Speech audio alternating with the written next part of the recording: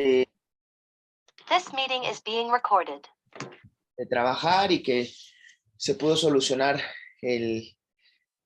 lo del link, ¿no? Veo caras nuevas. No, Berito ya había estado conmigo. Alejandra Rivera, licenciada, ¿verdad?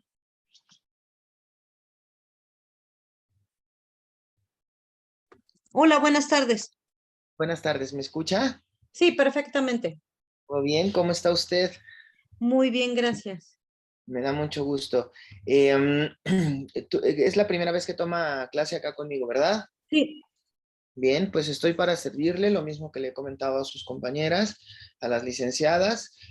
Pues será un gusto trabajar con usted, con todas ustedes. Y cualquier duda que tenga, estoy para servirle. Antes que nada, no sé si ya tuvo la oportunidad de ver las clases anteriores.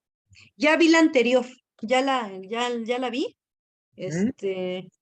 pero no me la empecé a ver, pero no la he terminado de ver. Hoy tengo tiempo y entonces después de esta clase la voy a ver completa. Perfecto. Bueno, lo mismo Es que que... entré a la clase, pero como tengo muchos temas de trabajo, me estaban llame, y ya la verdad ya no puse el 100% de mi atención, pero la voy a ver ahorita. Bien, no pasa absolutamente nada. Como siempre, bueno, estamos para ayudarnos, para servirle. Y pues como usted tiene toda nuestra confianza y cualquier duda que tenga, con mucho gusto estamos para solucionarla, con mucho gusto estamos sobre todo para que usted aprenda, ¿no? Que sea una clase que tenga provecho y que le sea de utilidad. Bien. Muchas gracias. Bueno, estoy para servirle. Mi nombre, se lo repito, es Cristian Franco, a sus órdenes. Y bueno, pues entonces continuaremos donde nos quedamos la clase pasada. Bien, pues, ¿se puede observar mis diapositivas? Sí, sí se ven. Sí, perfecto. Bien, pues creo que ahora sí somos todos, ¿verdad? Somos la gran mayoría. Está Berito, está Alejandra y está Gabriela. Bien, entonces, Gaby, ¿alguna duda de la clase anterior? ¿Vamos bien? Vamos bien, doctor, gracias. ¿Pudo usted repasar? Sí, un poco y también de hacer las tareas que nos dejó. Bueno, las investigaciones, ¿no? Sí, Muy sí, sí. chiquitas. Son muy pequeñitas, pero son importantes. Bien, entonces, vamos a recordar un poquito esta parte del Estado de Derecho, Berito. ¿Qué me puedes decir del Estado de Derecho como sociedad? ¿Para qué nos sirve el Estado de Derecho? ¿Qué es el Estado de Derecho en un Estado como tal, ¿no? En un país, ¿qué nos representa el Estado de Derecho, Vero?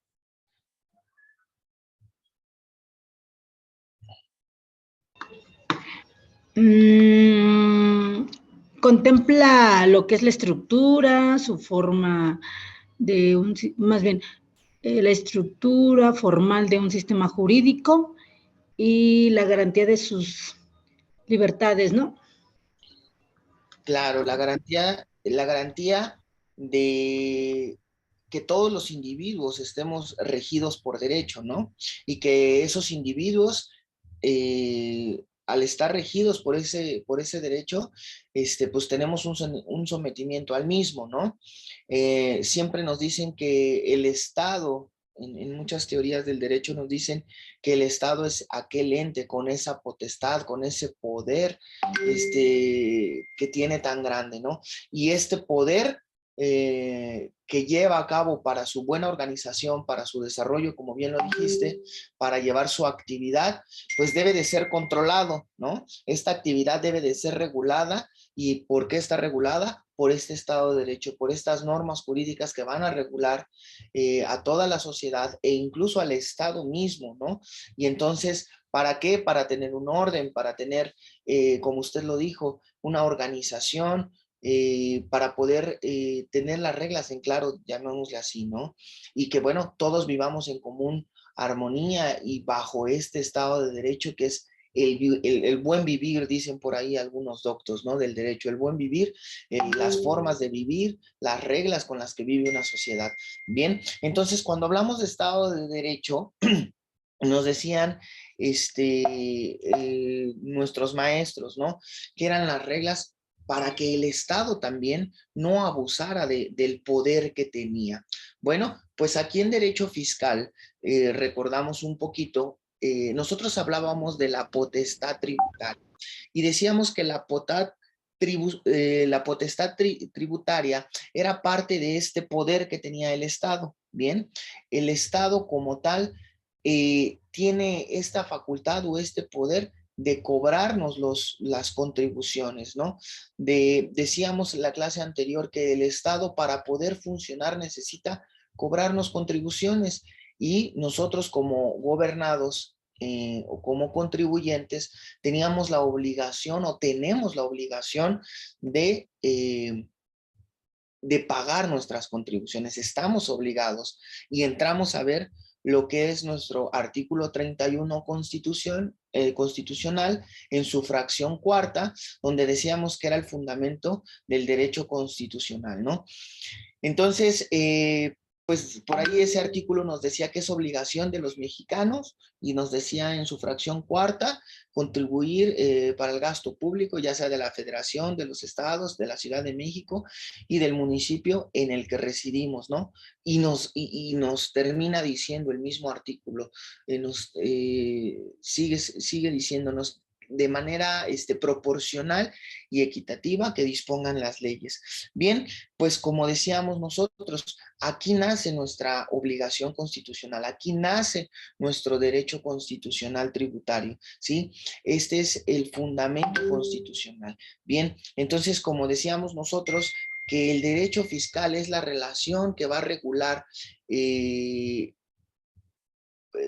derecho fiscal, perdón, son las normas que regulan la relación entre Estado y gobernados, ¿no? Gobernados en su calidad de contribuyentes.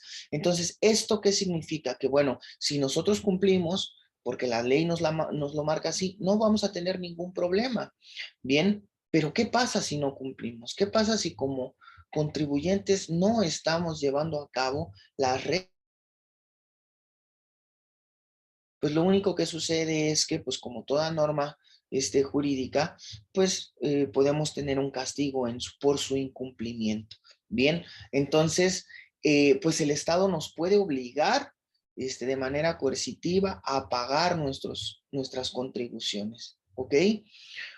Pero empezamos hablando de esta facultad, de este poder que tiene el Estado, el cual pues también está regulado, ¿no? Está regulado y decíamos que ese Estado no puede violentarnos en nuestro derecho, ¿correcto? De ahí que dentro del derecho fiscal la calidad de un Estado de Derecho sea tan importante para que el gobierno, el Estado, las autoridades no vulneren los derechos del contribuyente. Bien, entonces, en ese sentido decíamos que existen varios principios constitucionales de ese artículo 31, fracción cuarta, ¿no? Aquí se los pongo en pantalla. Y entonces les decía yo que hablábamos un poquito o que estudiáramos un poquito porque íbamos a hablar en esta clase y vamos a seguir hablando de lo que es proporcional, de lo que es equitativo y de qué principios encontramos en este fundamento constitucional del derecho fiscal. Bien, pues para empezar, me gustaría saber qué principios encontraron ustedes.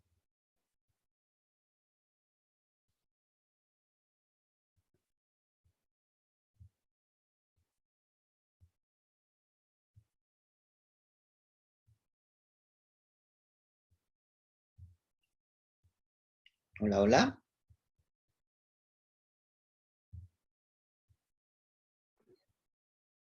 Aquí estamos. Bueno, yo aquí estoy. Ok. Eso es Sí, lo que, eso me imagino que lo pidió en la clase pasada, ¿no? sí, es correcto. ¿Leyeron un poquito de los principios? ¿O no? Si no, no pasa nada. Aquí Yo la verdad no, porque como le comentaba, no la he terminado de ver, pero ahorita la voy a terminar. no pasa nada. Berito, Gaby, ¿ustedes leyeron de los principios constitucionales?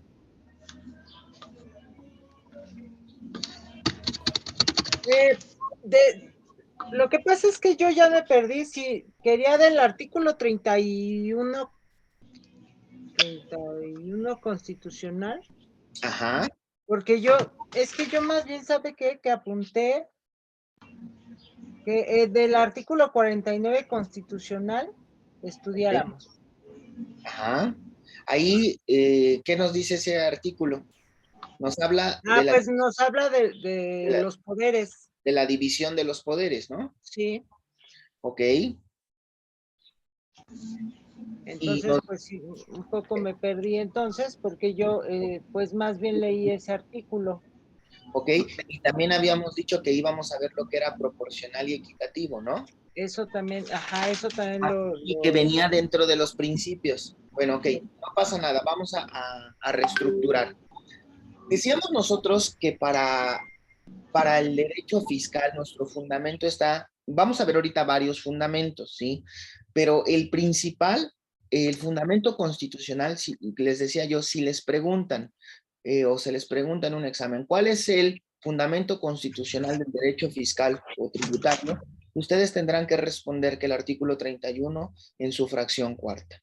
Bien, en como decíamos nosotros, aquí nace la obligación de los mexicanos, ¿verdad? Entonces, bueno, y les decía yo que algo muy importante que también vamos a ver era lo de saber la división de los poderes y saber también los diferentes niveles de gobierno, ¿sí? Por eso les hablaba yo de ese artículo en donde nos habla de la división y les decía yo que, bueno, el poder es uno solo y el Estado tiene un solo poder.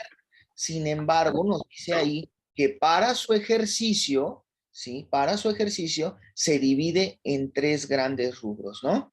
En poder ejecutivo, en poder legislativo y en poder judicial. ¿Están de acuerdo? Sí. Ok, bien. Y eso les decía yo que también nos lleva a la manera de la organización del Estado, también a niveles de gobierno, como lo podemos ver aquí en el mismo artículo 31 en su fracción cuarta. ¿Por qué? Porque si ustedes ven este artículo nos habla de que nosotros estamos obligados a contribuir como mexicanos con el gasto público, pero aquí fíjense, nos marca tanto de la federación como de los estados, Ciudad de México y municipio. Y yo les decía, bueno, ustedes regularmente a nosotros en la licenciatura nos enseñan eso, ¿no? Que hay niveles de gobierno. Tenemos el nivel municipal, el nivel estatal y el nivel federal. Y les preguntaba si ustedes tenían claro estos tres niveles de gobierno. Me dijeron que sí, que no había ningún problema. Nuevamente, voy siendo claro. ¿Por qué vimos eso? Porque el fundamento constitucional y cuando nosotros veamos que hay un principio de constitucionalidad como tal en estricto derecho, este principio nos dice que el derecho fiscal eh, tiene un principio como inherente o en estricto sentido, se dice que es un principio de constitucionalidad, el cual, pues bueno, siempre va a implicar una relación jurídico-tributaria, como les decía yo, entre el fisco y el particular. Y esto nos dice que no solamente debe de estar regulado en una ley, sino que fundamentalmente o principalmente debe de estar en nuestros preceptos constitucionales. En este caso, les decía yo, artículo 31, fracción cuarta. Y que de ahí nosotros podemos o se van a desprender una subordinación de normas fiscales, ¿correcto? Pero ese es el principio de constitucionalidad en estricto sentido, que el fundamento constitucional, el derecho fiscal, nace en nuestro artículo 31, nace en nuestra Constitución. Y a partir de este concepto legal, también van a existir nuevas normas, nuevas leyes, pero todas con una subordinación a nuestra norma constitucional. ¿Estamos de acuerdo? ¿Vamos bien? Sí, Sí, ¿Sí? doctor, gracias. Por eso yo les hablaba ahí que el Estado tenía poder, ¿sí? Y que ese poder, que es la potestad tributaria, es el poder que tiene el Estado para hacernos cumplir nuestras obligaciones fiscales, ¿bien?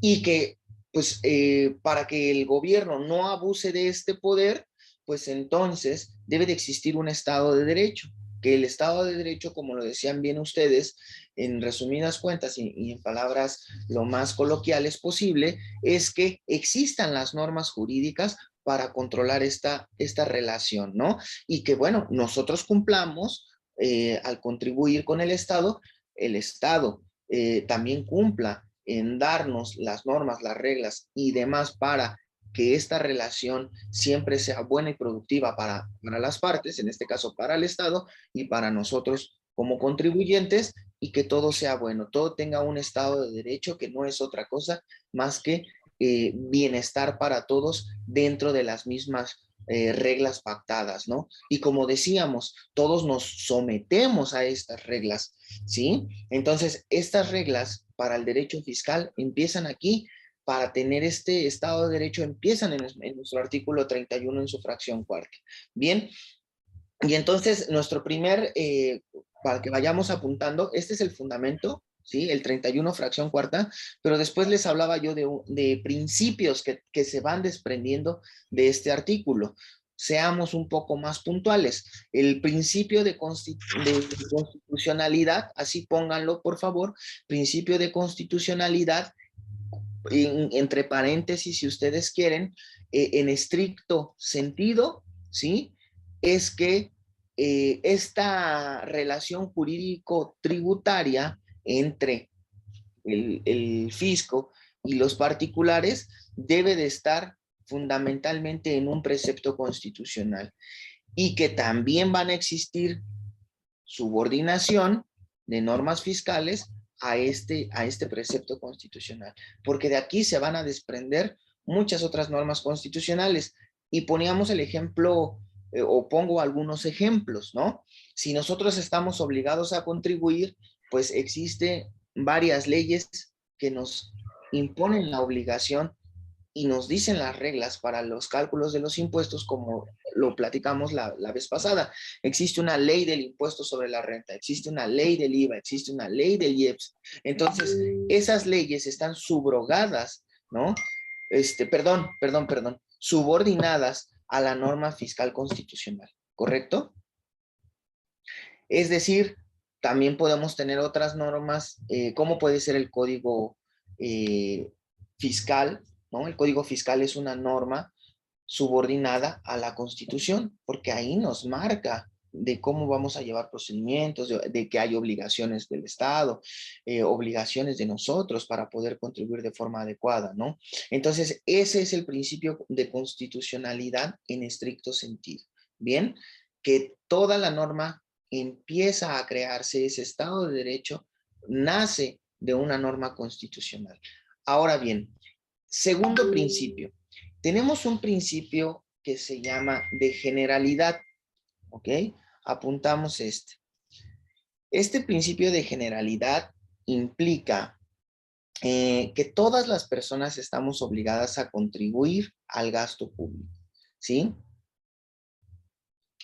Pero como tal, no lo debemos de entender de una forma absoluta, sino que solo van a contribuir aquellas personas con una capacidad contributiva para poder hacerlo. Es decir, aquellas personas que actualicen los supuestos jurídicos que marcan esas leyes para causar el impuesto, ¿sí? Obviamente, cuando nosotros estemos en ese supuesto de causación, es porque una ley nos lo está marcando, ¿no?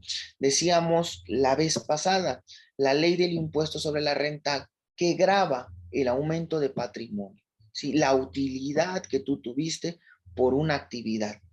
en términos muy generales, ¿sí?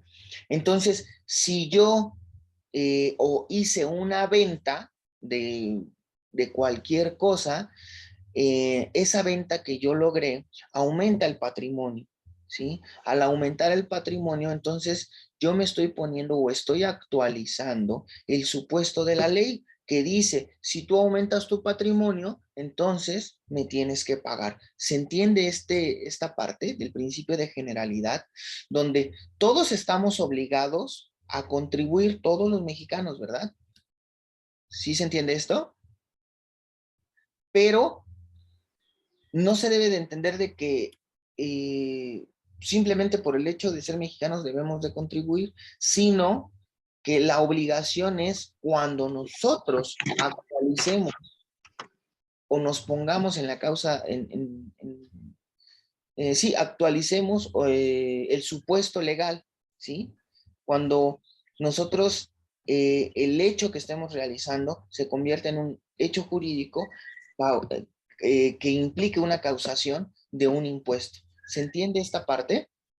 Sí, ¿Sí? Es decir, si yo no hago una venta, pues entonces como la ley no me indica absolutamente nada, ¿cuándo voy para pagar impuestos? Es decir, solamente cuando la ley lo indique es cuando lo tenga que pagar, ¿no? Si la ley no me lo indica, no actualizo el hecho jurídico, no me pongo en el hecho jurídico marcado por la norma, por lo tanto, no tengo que pagar ese impuesto. ¿Se entiende? Entonces, si bien es cierto que este principio de generalidad nos dice que todos los mexicanos, porque aquí dice, es obligación de los mexicanos, ¿no? Cuando habla de los mexicanos es de todos los mexicanos, pero de todos los mexicanos que se coloquen en ese supuesto, ¿no? Para poder contribuir. Si yo no me coloco en el supuesto de la ley, ¿sí? Pues entonces no tengo que pagar. Por lo tanto, este principio de generalidad es muy importante entenderlo de esa manera, ¿sí? El principio de generalidad implica que la regla está hecha para todos, pero solamente quien se ponga en el supuesto de la ley es quien tenga que pagar, ¿correcto? sí. Bien. Ahora, ¿qué pasará si, porque aquí nos dice, esto quiero que vayamos, que no se vuelva tan monóloga la clase, sino que vayamos participando. Por ejemplo, ¿qué pasará? Aquí dice que, es importante mencionar, que el artículo 31 dice que los mexicanos son los obligados a contribuir para el gasto público, ¿no? Pero ¿qué pasará si un extranjero se ubica en el supuesto jurídico que estamos hablando, ¿no? En el supuesto jurídico de causación de un impuesto? ¿Lo tendrá que pagar? Pues yo pienso que sí, porque finalmente pues está dentro del país y él también está pues recibiendo de alguna manera pues ciertos, pues es que no son privilegios, ¿no? Pero los, ay, se me fue la palabra. Bueno, pues está dentro del país. Claro, Servicios. ok, Está recibiendo ciertos servicios, entonces yo pienso que sí está obligado a pagar efectivamente. contribuciones.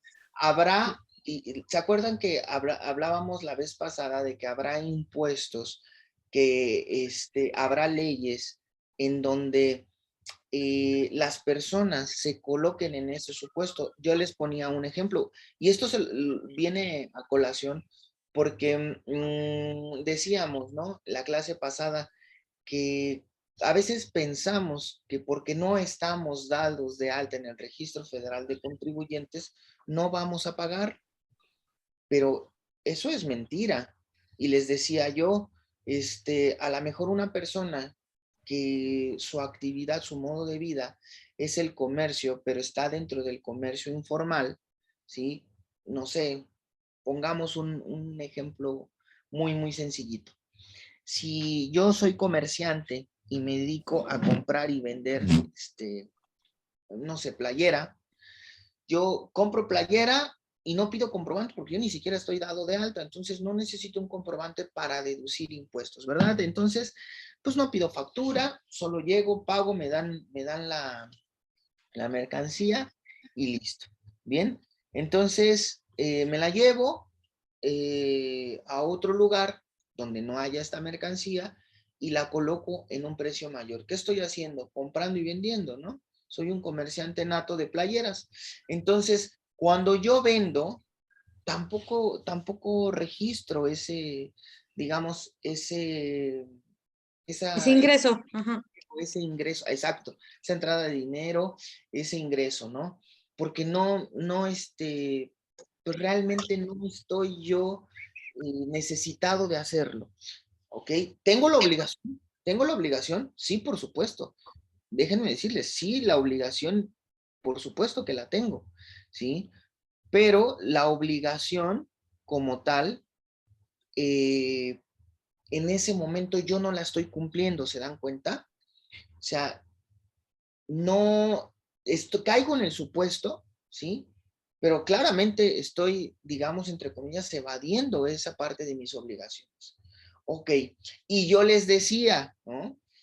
Habrá impuestos que nos van a orillar, ¿sí? En el mundo del deber ser, todos tendríamos que estar inscritos en el Registro Federal de Contribuyentes y pagar nuestras contribuciones, como nos lo marca aquí la ley, ¿no? Es que se me abrió. Okay, okay. Entonces, todos tendríamos que estar inscritos y todos tendríamos que pagar. Pero él, al estar en la informalidad, esta persona en este supuesto, pues al parecer no está pagando impuestos, ¿no? Sin embargo, déjenme decirles que quien fabrica las playeras, esa persona sí declara. Entonces, cuando le vendieron a Cristian las playeras, Ya pago. claro, hay impuestos, decíamos nosotros, directos y hay impuestos indirectos.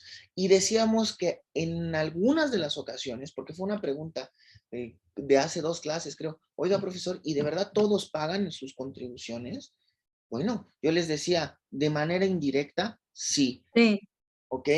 ¿Por qué? Porque esa empresa, si nos diera un comprobante, diría, costo de la playera, 100 pesos. IVA o monto, 100 pesos. IVA, 16 pesos. Total, 116. ¿Cuánto le pagué yo a esa empresa? 116 pesos. ¿Sí? Y ese IVA que esa persona, entre comillas, me está cobrando, ese IVA, esa persona lo tendrá que pagar a Hacienda.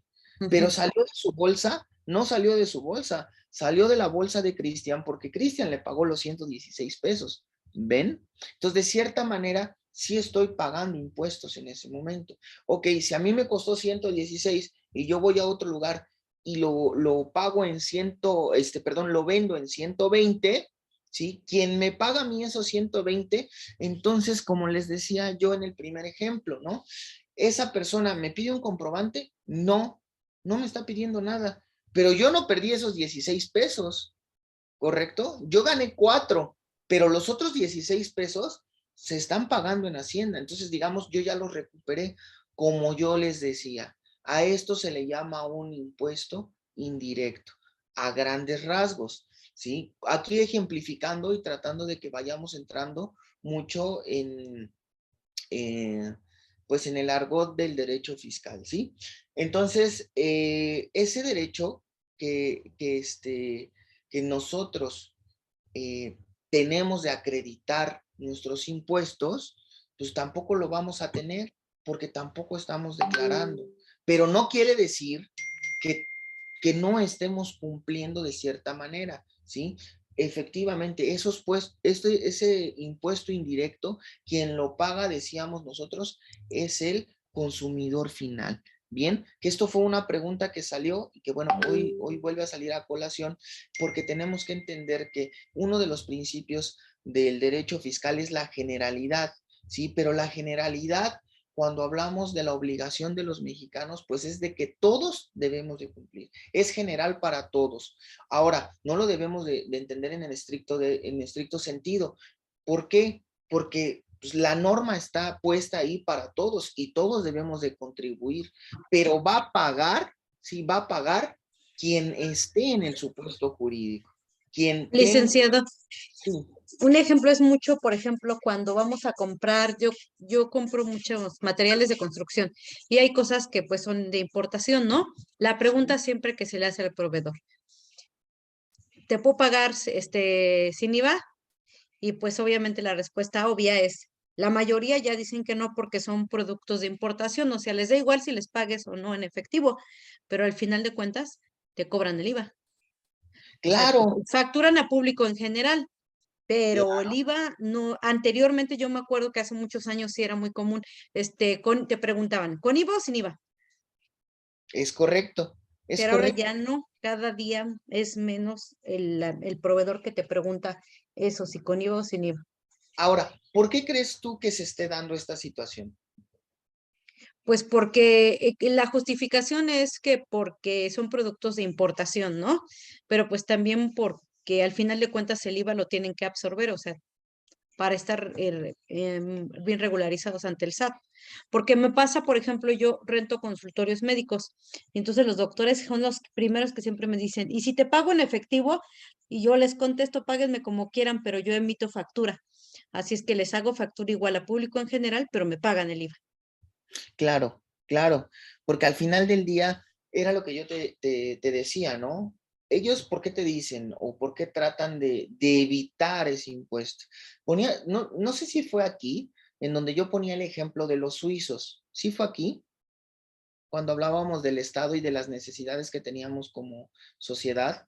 El Estado, en general, la justificación del derecho fiscal es que el Estado, hablábamos que necesitábamos recursos para que todos tengamos una mejor vida, ¿no? Una mejor calidad de vida. Bien, y muchas personas yo les decía, cuando vayamos como abogados afuera, lo primero que nos van a decir es, oye, o en nuestra práctica profesional, oye, pues yo no quiero pagar esto, búscame una estrategia para no pagar, bueno, realmente nosotros debemos de saber, ya conforme, si a ustedes les interesa la materia, vamos a ver que hay estrategias, muy agresivas y hay estrategias muy tranquilas, ¿no? Es un tanto como la parte financiera cuando nos hablan del riesgo de las inversiones. Aquí también existen muchos riesgos, ¿no? Porque a veces encontramos lagunas en la ley que nos permita a lo mejor una interpretación y con ello pagar menos impuestos de cierta manera, y a eso antes se le llamaba estrategia fiscal. Bien, poco a poco, conforme han pasado los años, la estrategia fiscal se ha ido acabando. ¿Por qué? Porque por eso poníamos el ejemplo de los suizos, ¿no? Porque los mexicanos o en América Latina en general, la gran mayoría de las personas, yo se los comentaba en los foros, dicen, oye, es que yo pago mucho impuesto y yo no veo el gasto público que permee realmente en una mejor calidad de vida. O sea, yo sigo con un mal servicio médico, sigo con un mal servicio de avenidas, de vías de comunicación, sigo con un mal servicio de alumbramiento en las calles, sigo con un mal servicio de policía, de seguridad, ¿no? Entonces, yo pago impuestos y como que tú haces como que me das y entonces pues yo voy a hacer como que te pago, ¿no? Y yo les decía, a mí me sorprendió muchísimo en un foro internacional donde los suizos decían, no, nosotros al contrario, ¿no? Nosotros queremos pagar más impuestos e incluso estamos haciendo una reforma a nuestras leyes para el aumento de impuestos. Y dices, bueno, pero pues ve la calidad de vida que manejas, ¿no? O sea, todos tienen vivienda, una buena educación, un buen servicio médico, buenas vías de comunicación, les decía yo. Entonces, pues se ve dónde está ese dinero en el gasto público, ¿no? Pasaría Entonces, un poquito como lo que pasa con por ejemplo, los vendedores informales que pues no tienen servicios médicos ni Infonavit, por ejemplo, ¿no? claro, Y pues por no pagar esos impuestos o por no estar regulares, pues no tienen acceso al seguro social. Por claro, lo tanto, cuando una de esas personas que está irregular o se enferma, pues acaba pagando más porque tiene que ir al servicio particular, o desconozco si hay, cómo quedó lo del seguro popular, que ahora ya no se llama así, pero al final de cuentas, el evadirlo a la larga afecta más. Pues sí, es mucho tener una buena cultura fiscal, ¿saben? Y yo lo platicaba apenas con un grupo de contadores, de contadoras también, donde me decían, oiga, pues, vio lo de las amenazas entre los poderes, y sí, sí, sí, pero yo les decía que gran parte de todo, pues decían, hablaba él, ¿no? Que es que el presidente quiere, pues, dominar los otros dos poderes, ¿no? Y eso, pues, es una monarquía y bla, bla, bla. Entramos en formas de gobierno que yo les decía que son muy importantes, ¿no? Y también entramos en temas que se tocan del poder real sí, de los poderes se llaman poderes de facto o poderes reales de gobierno, ¿no? ¿Qué es esto? Y yo les decía, bueno, un poder real, o cuando nosotros hacemos o creamos una constitución, hay algo que se llama un poder constituyente, ¿no? Y si nosotros como sociedad nos ponemos de acuerdo y entonces nosotros construimos un nuevo Estado, construimos nuestra constitución, es porque todos nos íbamos a someter a las reglas que están en esa constitución, ¿no? Pero cuando empieza a haber estados fallidos, que esto es muy común en Latinoamérica, cuando ya no se empieza a respetar las leyes, pues entonces todo mundo busca la manera de evadir, ¿no? Pero ya el Estado de Derecho, el orden jurídico, el orden estatal, la organización que hablábamos hace rato, se empieza a perder, ¿no? Y entonces empiezan los poderes reales de facto, como cuáles. Oye, pues fíjate que los políticos son un poder muy fuerte. ¿Por qué? Porque ellos pueden dominar con leyes, con esto, con lo otro. ¿Sí? Es un grupo de poder real. ¿Qué otro grupo de facto de poder tenemos? Pues fíjate que los empresarios, porque los empresarios si se unen en la Cámara de Comercio y dicen, ¿sabes qué? Nos vamos a llevar toda la inversión de México y me voy a ir a otro lado y vas a perder empleos, vas a perder esto, vas a perder aquello, vas a perder gobierno, ya no quiero trabajar contigo porque nunca pagas.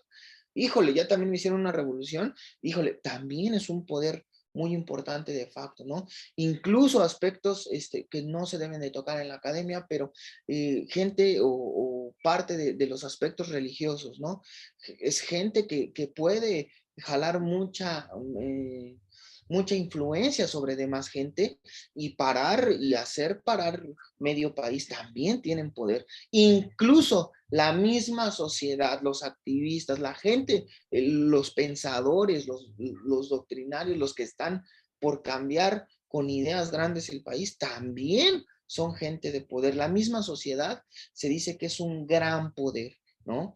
Entonces, ¿a qué voy con todo esto planteado en nuestra clase?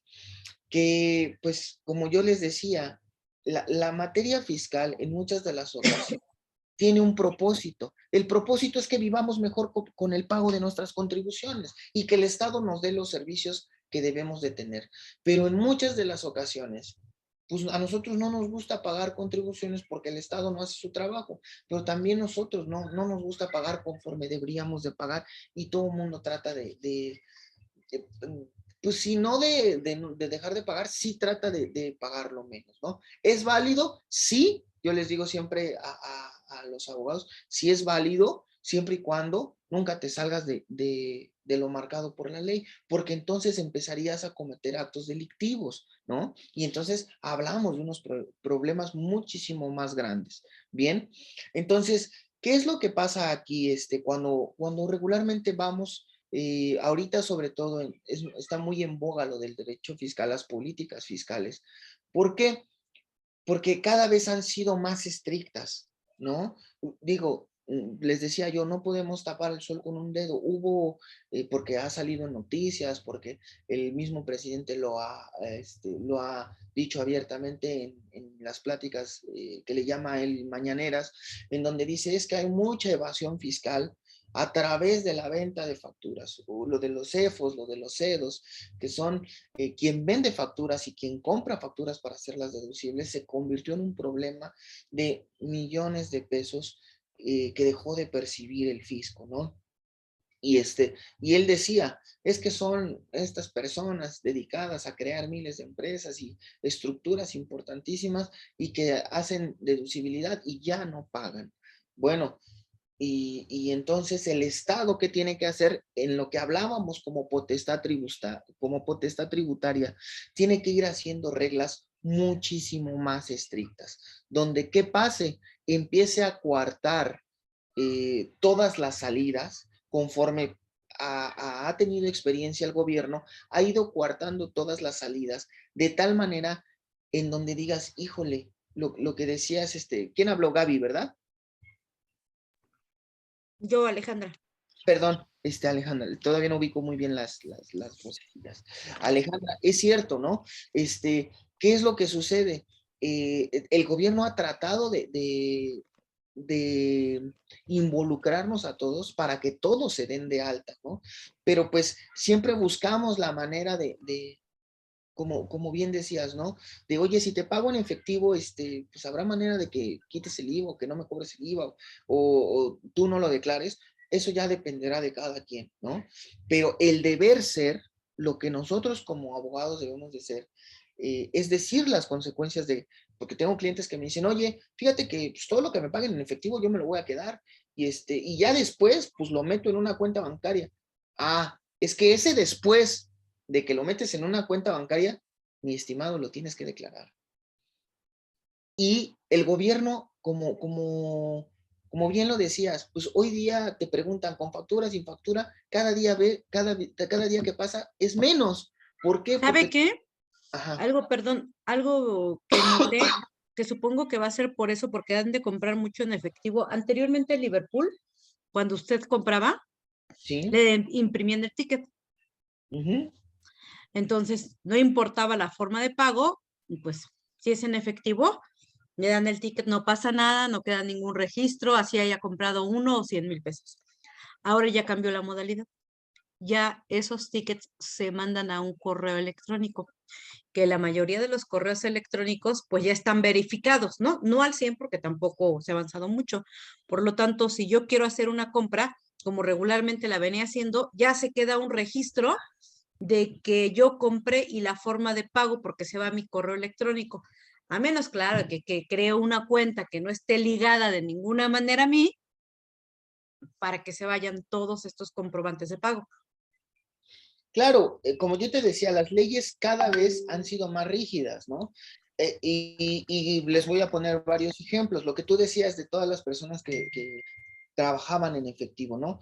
Si yo pago en efectivo, compro en efectivo, no hay ningún rastro que Hacienda pueda ahorita, digamos, tomarlo, salvo que una persona que esté con este registro, ¿no? Diga, bueno, sabes que este RFC me pagó tanto en efectivo, ¿no? Entonces ahí es donde Hacienda empieza a cruzar y empieza a mandarnos estos correos en donde nos dice, oye, tú compraste tanto en efectivo y no me has declarado ingresos. Entonces, eso se llama discrepancia fiscal.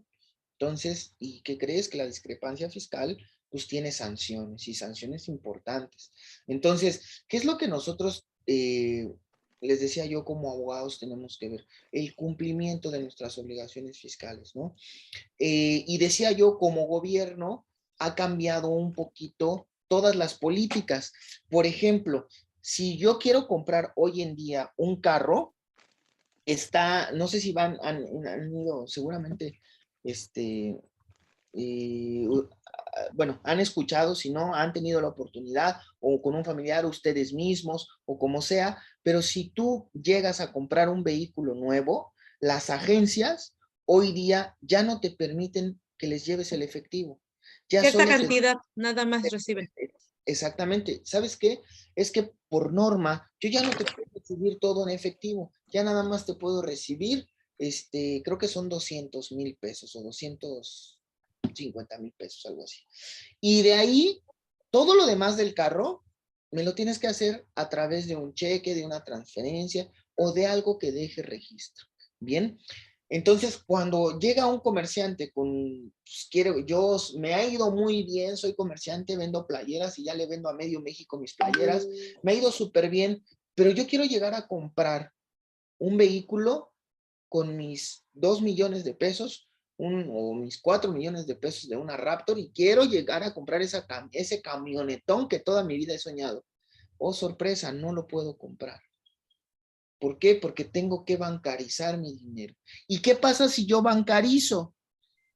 Aquí anoten, esto también es importante. Nosotros tenemos ya varias restricciones en el mundo fiscal, donde si yo abro una cuenta, forzosamente ya tengo que llevar todos mis datos.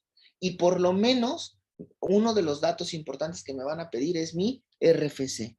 Y si no tengo RFC, te van a decir, no te preocupes, yo te doy ahorita de alta uno provisional y le doy ese RFC a Hacienda.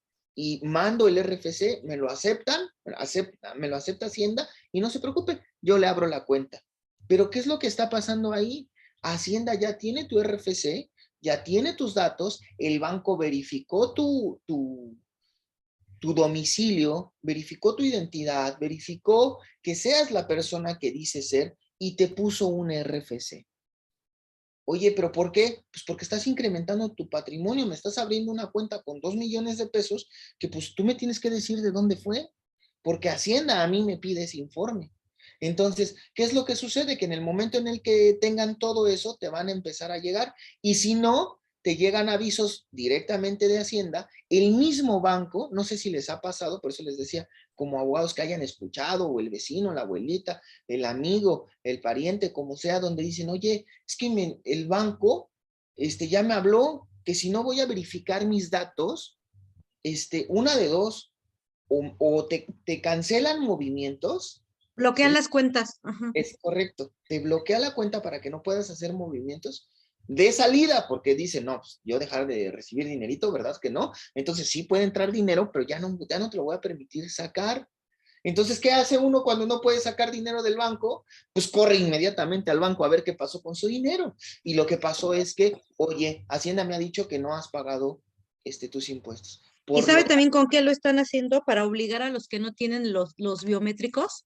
El banco también mandó un aviso, no recuerdo en qué año, creo que fue el año pasado, ¿no? Cuando se empezó, y este año ya muchas cuentas fueron bloqueadas hasta que no iban a hacer claro, la a toma tomarte de los biométricos. biométricos, ¿no? Ajá. Las huellas digitales, pero ahora, antes era una huellita, ¿no? Ahora te toman todas, ¿no? Te toman todas, o por lo menos los 2 pulgares y los 2 índices de perdida. A mí, pues ya voy a hacer comercial, en Banamex, me pidieron todas, y el iris, y bueno, completo, ¿no? El biométrico completo. Entonces, bueno, ¿qué es lo que sucede? Que al final del día, todas estas son medidas que el mismo gobierno va implementando para el pago de las contribuciones, ¿no? Lo que se pretende es que cada día sean menos. Por eso decíamos nosotros que el gobierno ha tenido políticas de ingresos de Estado, eh, lo vimos la vez pasada a través de esta ley de ingresos, en donde, bueno, también las políticas, decíamos nosotros que para la actividad financiera del Estado veíamos cuestiones sociales, políticas, económicas, estatales o de administración, y etcétera, etcétera, etcétera, ¿no? Entonces, ¿qué es lo que hace el gobierno? Ah, bueno, no me quieres tú contribuir, te voy a obligar a contribuir. ¿Quieres estar en la informalidad? Bueno, no vas a tener cuentas de banco. Si no tienes cuentas de banco, tu negocio va muy bien. Fíjense que yo vendí muy bien mis playeras. Híjole, pero tengo un cliente buenísimo que me está diciendo que si yo le vendo, ya no son 10, 15 playeras, ya son por millar de playeras, pero no tengo dinero y ya casi tengo la venta. Necesito un crédito bancario. Ok, voy al banco y, señor, y usted ni cuenta tiene. Oye, pero mira, sí, de verdad tengo mucho dinero. Entonces, no tengo acceso a créditos, no tengo acceso a seguridad social, que es seguros médicos, no tengo acceso a compra de bienes, ¿no? Decíamos lo de los autos, pero también si vas a comprar un departamento, ya también el notario te dice, yo no te puedo aceptar más, que me parece que son menos de 700,000 pesos. Entonces, yo no te puedo aceptar todo el dinero en efectivo. Lo más que te puedo aceptar son menos de 700,000 pesos. Y hoy día una casa, un departamento, yo he visto departamentos muy pequeños que de repente preguntas el precio, 1,200,000. Hoy, pues ya no es como antes, ¿no? A lo mejor habrá todavía por ahí algunos departamentos que estén mucho más económicos. El último económico que vi en 600,000 pesos. Entonces, pero el notario te dice, no me lo puedes pagar en efectivo, me lo tienes que pagar a través de una transferencia bancaria. Entonces, pues, ¿de qué me sirve estar en la informalidad y tener, si al final no voy a poder tener los bienes, ¿no? Oye, pero mi hermano, mi tía, pues sí, pero ahí ya también te estás metiendo en otros problemas de los testaferros y de cuestiones totalmente, o bueno, no totalmente, pero no apegadas a ley, ¿no? Entonces ahí es donde empezamos nosotros a plantearnos el hecho del cumplimiento. Nosotros queremos tener un mundo de primera, pero no queremos pagar impuestos. Entonces yo la verdad, todos los que nos dedicamos a la parte contable y fiscal de las empresas, yo por lo menos desde mi perspectiva, yo la planeación fiscal que se acostumbraba anterior era, sí había planeación en donde había ciertos beneficios que nos permite la ley, pero son beneficios que te permite la ley, ¿ok? Les pongo un ejemplo muy sencillito. ¿Sabes qué? Si yo contrato personas de la tercera edad, tengo un beneficio de que no pago 3% sobre nómina, de que tengo una disminución de impuestos sobre la renta y también en cuotas, o aportaciones de seguridad social, también había un beneficio. ¿Me convendrá? Bueno, ahí fue donde, por ejemplo, por eso es que, no sé si ustedes lo notaron, hace 3 o 4 años, lo que antes era Comercial Mexicana, creo que hoy se volvió Soriana sí, creo que se volvió. Sí, son sorianas. Sí, ahora son Soriana, ¿verdad? Ok. Pero era Gigante, ¿no? O Gigante, ¿no? Entonces empezaron a contratar muchos señores de la tercera edad, ¿no?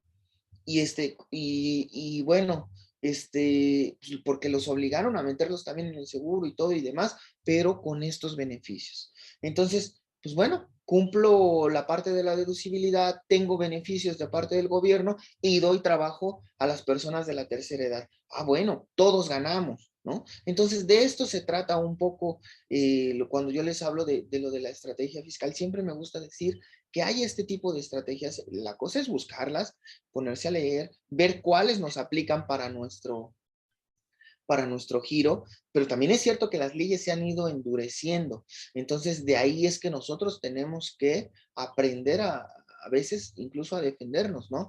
Porque habrá leyes, yo no digo que el gobierno siempre todo lo haga bien, ¿no? También el gobierno puede abusar de su poder o puede cometer errores o puede cometer el que una ley sea gravosa y vamos a ver, porque hay algo bien interesante dentro de los principios de la proporcionalidad y de la equidad.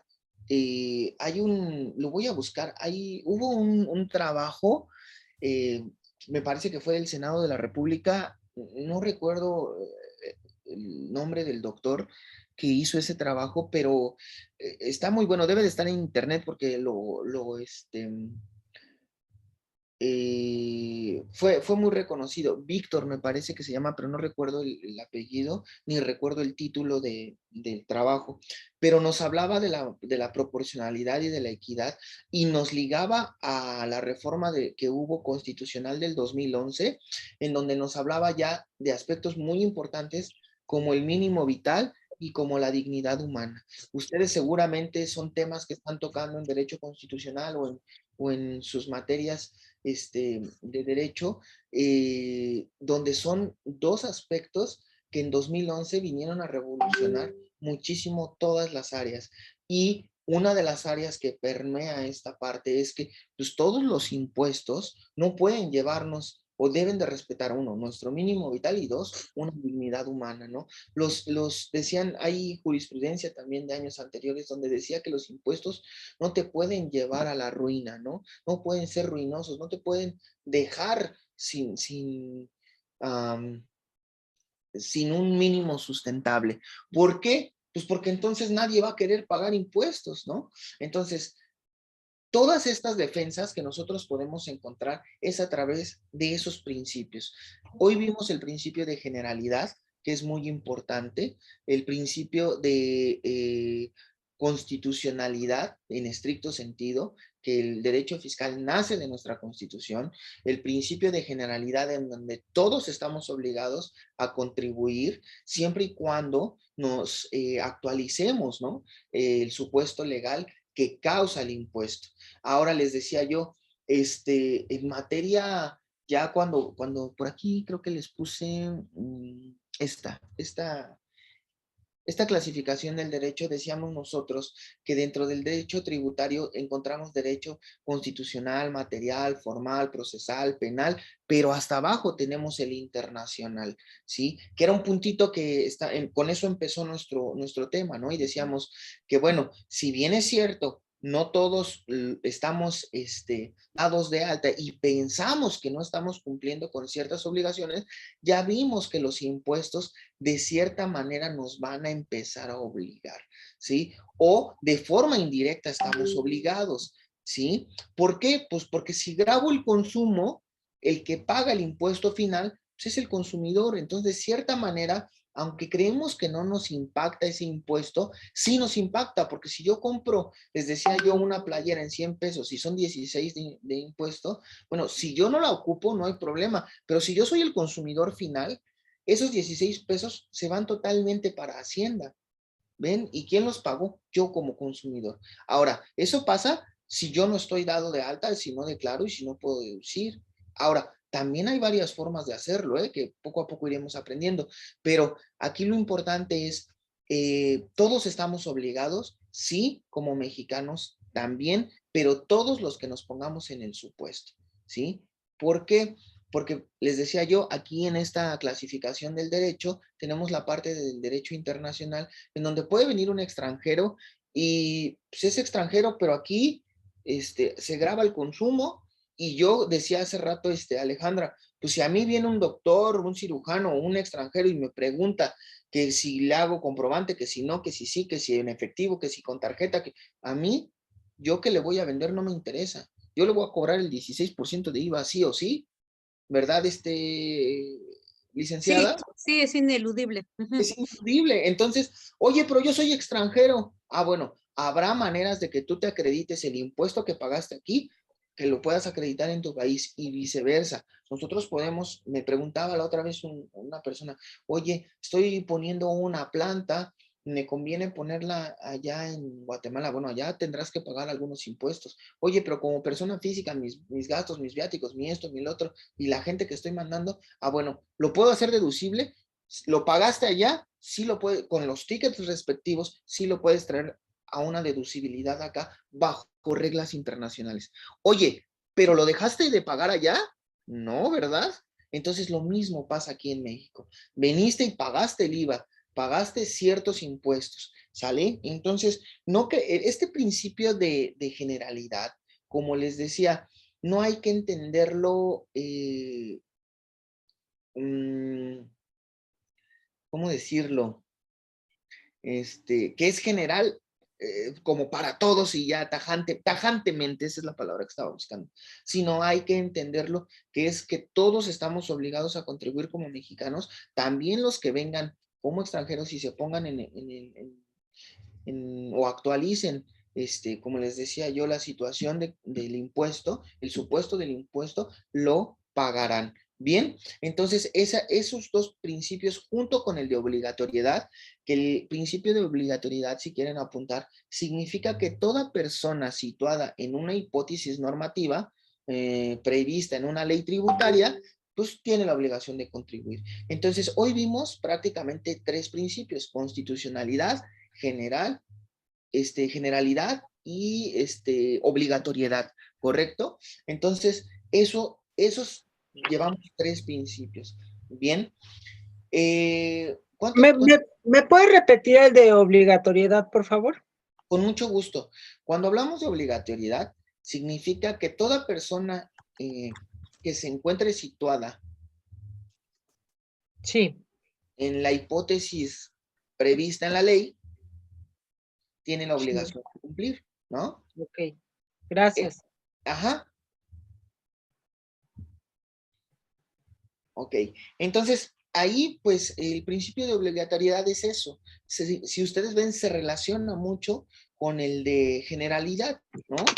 Pues, si no, todos los mexicanos, oye, si no soy mexicano, porque pues, que dice, el derecho fiscal es de estricto derecho, y en estricto derecho, si no soy mexicano, pues no estoy obligado a contribuir.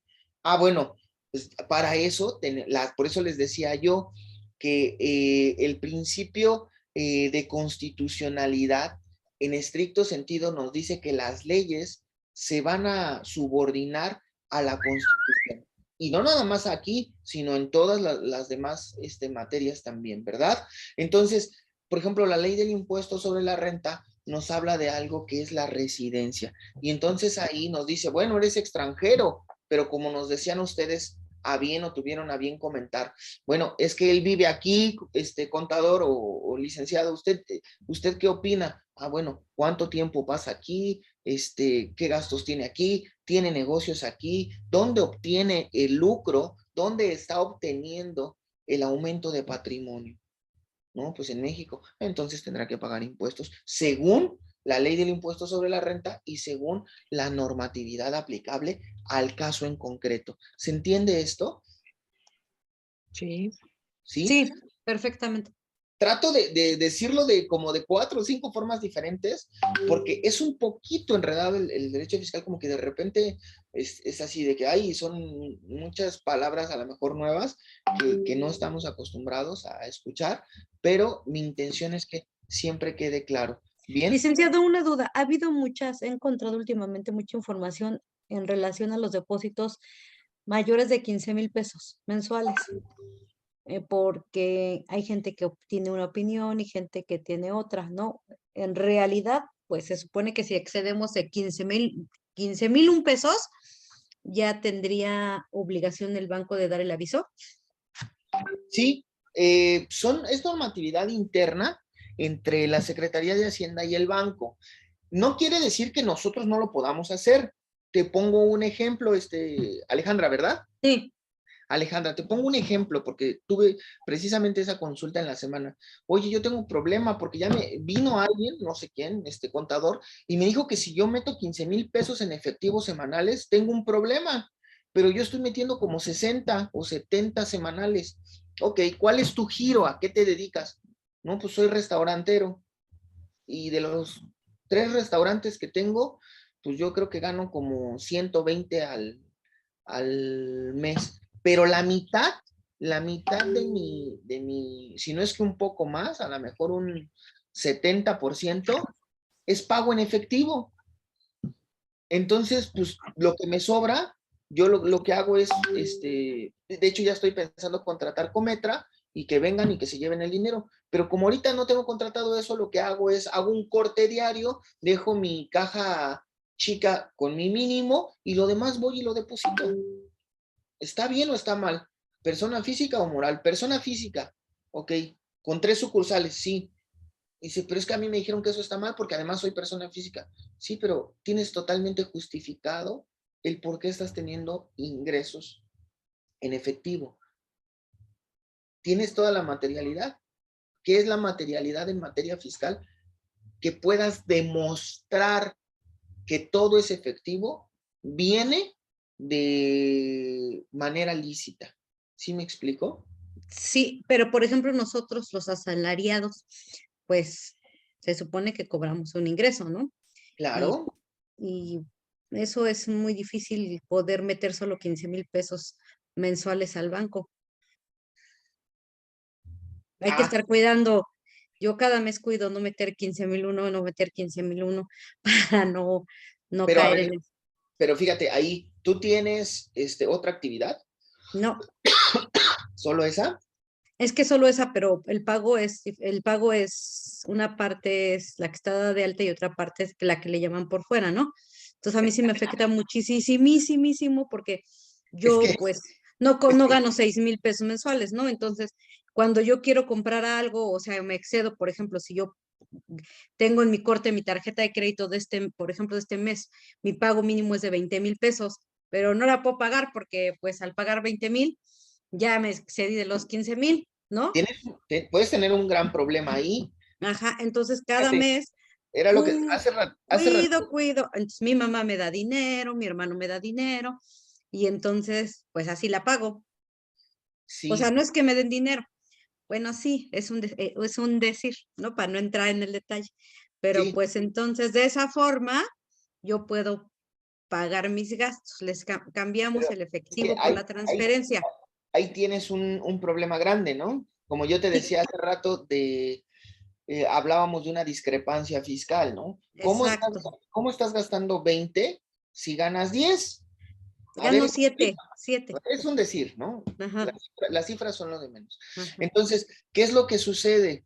Que ahí puede haber un problema. Por eso te decía, en materia, hoy día, porque sí, esta parte del derecho fiscal es muy bonito, pero cuando lo vamos enseñando, me dicen, oye, es que lo que tú me estás diciendo, yo salgo y veo cosas que parecen de otro mundo, ¿no? O sea, como que lo que me estás diciendo sí suena bonito, que todos paguemos impuestos porque nos va a ir bien y el Estado nos va a poner todas las cosas muy bonitas, todos los gastos van a ser dirigidos hacia allá. De hecho, otro principio es la vinculación al gasto público, ¿no? Donde nos dice que la finalidad de todo ese dinero que le entra al Estado es costear el gasto público, ¿no? Implica una obligación a cargo del Estado de darnos una mejor vida, ¿no?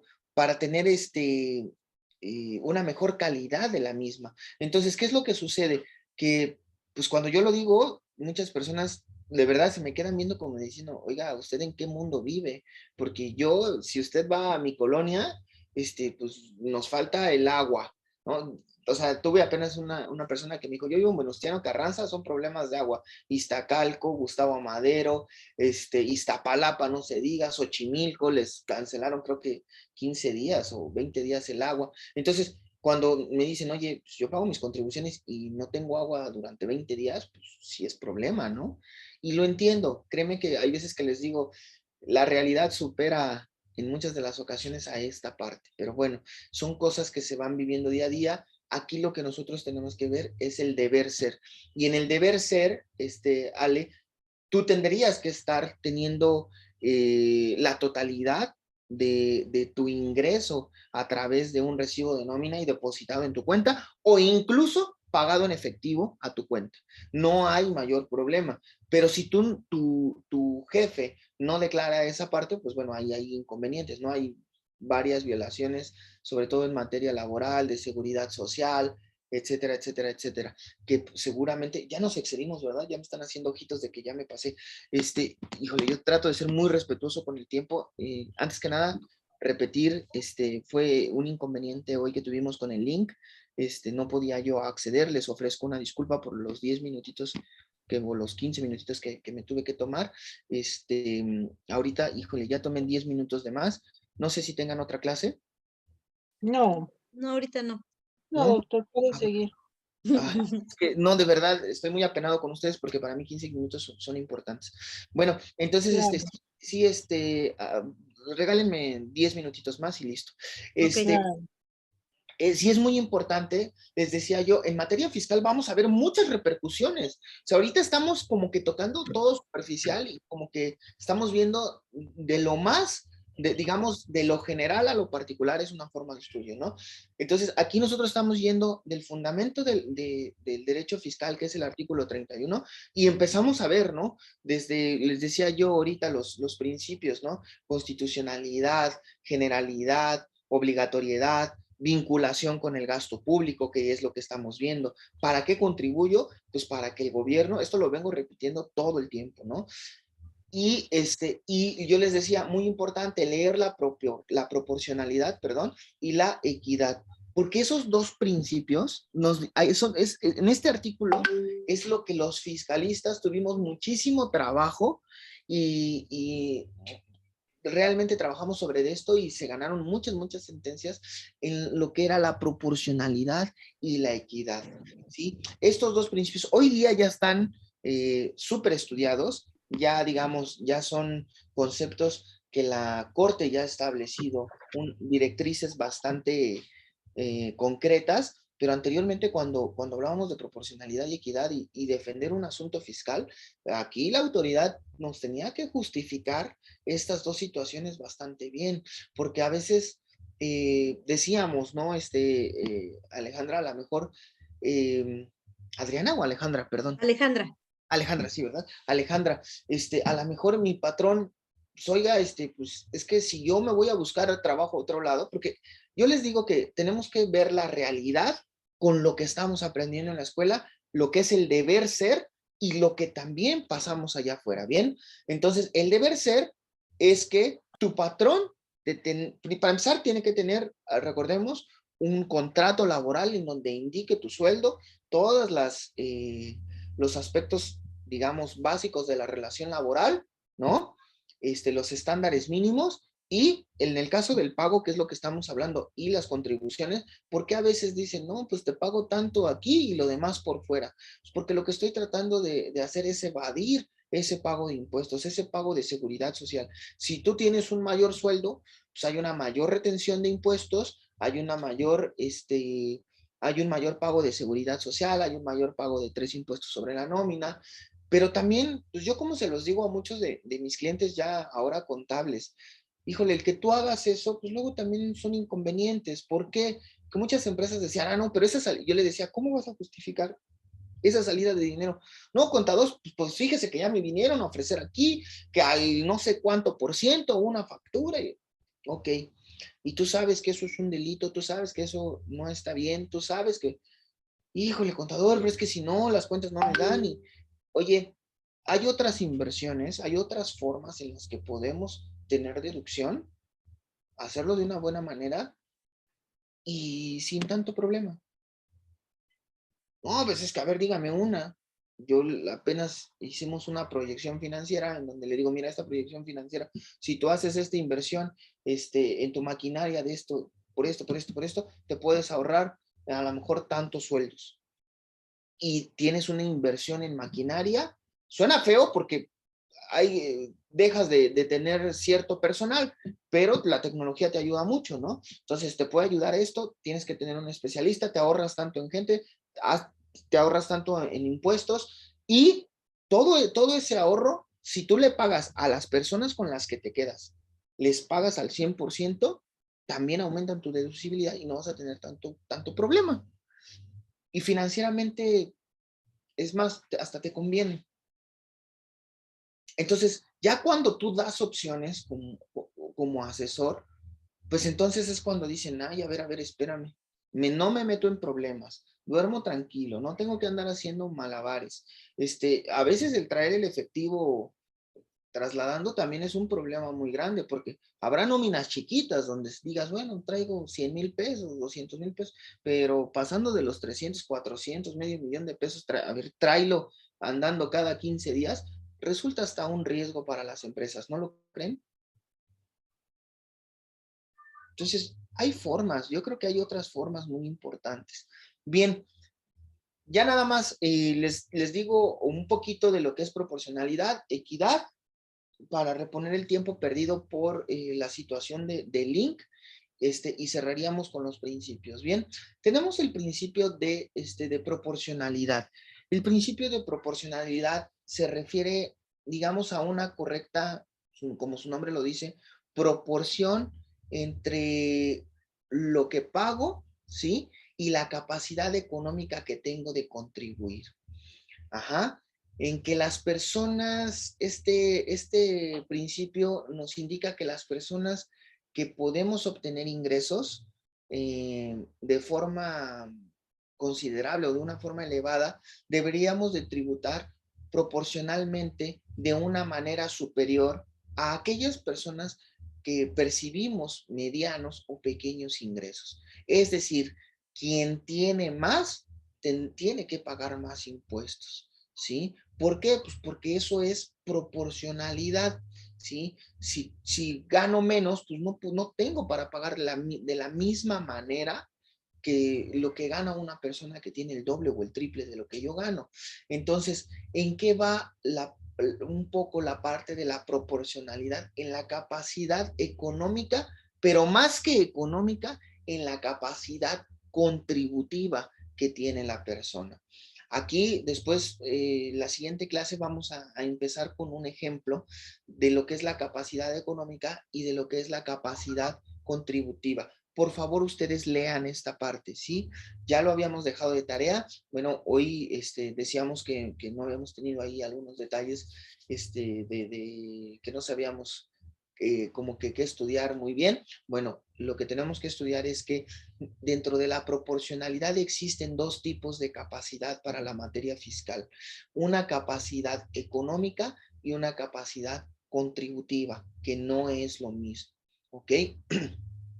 Y cuando hablamos del principio de equidad, el principio de equidad va muy de la mano con lo que nosotros, entre comillas, le llamamos la igualdad y a su vez el principio de proporcionalidad, ya que el principio de equidad prácticamente nos dice que los impuestos o nuestras contribuciones deberán de tener el mismo impacto para todas las personas que se encuentren en la misma situación, ¿sí?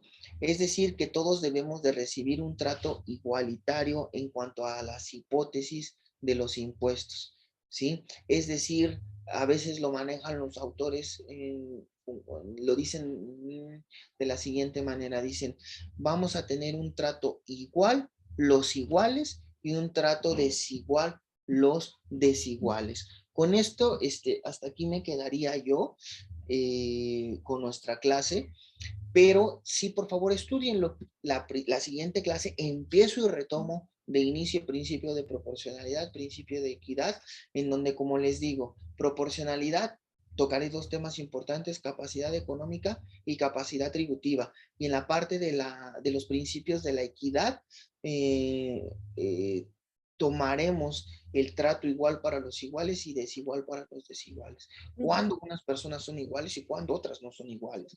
Cuando cambian las causaciones en los impuestos de esta manera y cuando sí soy igual que mi igual, ¿no? O igual que que mi símil, ¿no? Como lo ve la ley.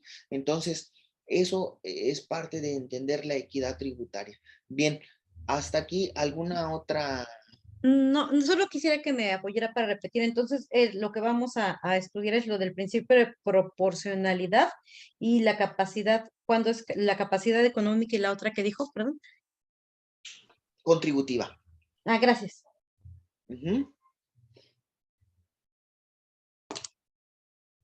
Ok, bien. ¿Algo más? No, eso sería todo, licenciado. Por mi parte es todo. Bien. ¿Alguna duda de lo que hasta aquí hemos llevado? No, gracias. Ujú. No, doctor, gracias, todo muy bien. Bien. La siguiente clase, entonces entraremos con el principio de proporcionalidad, equidad. Pondremos por ahí un ejemplo. El de legalidad, que ya lo hemos tocado. El de seguridad jurídica, que creo que es también muy importante, sobre todo nosotros como licenciados en Derecho. Y seguiremos también digamos, atendiendo al fundamento constitucional del derecho tributario, pero como les decía yo, tal vez como división de poderes y como niveles de gobierno.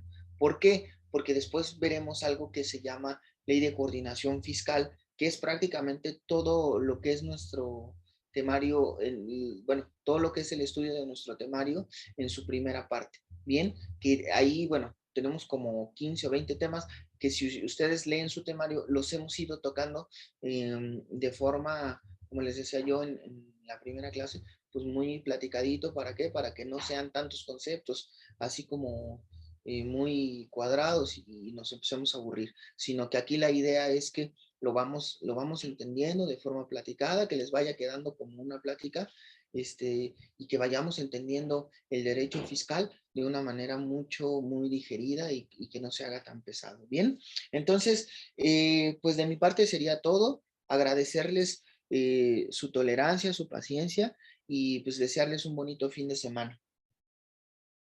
Muchas gracias, doctor. Yo sí le quiero pedir un enorme favor. No tenemos temario, bueno, de su materia. Entonces, ¿será posible que nos lo comparta? Sí, con mucho gusto.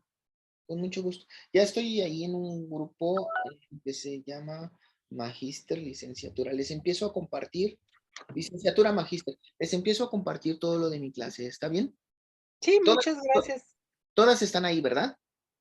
Sí, Sí, es que iba a abrir un grupo, pero después me dijeron que eran más personas y yo lo que estaba tratando era que tuviera todas las personas, pero regularmente tengo de 3 a 4 asistentes por clase, cuando somos creo que 7 u 8. Entonces, mejor lo mando ahí y ya que cada quien vaya teniendo la oportunidad de verlas y de estudiar conforme a su disponibilidad de tiempo. Sí, muchas gracias. Bueno, que tengan muy bonito fin de semana. Les agradezco su atención. Chao. Igualmente, chao, gracias. hasta luego.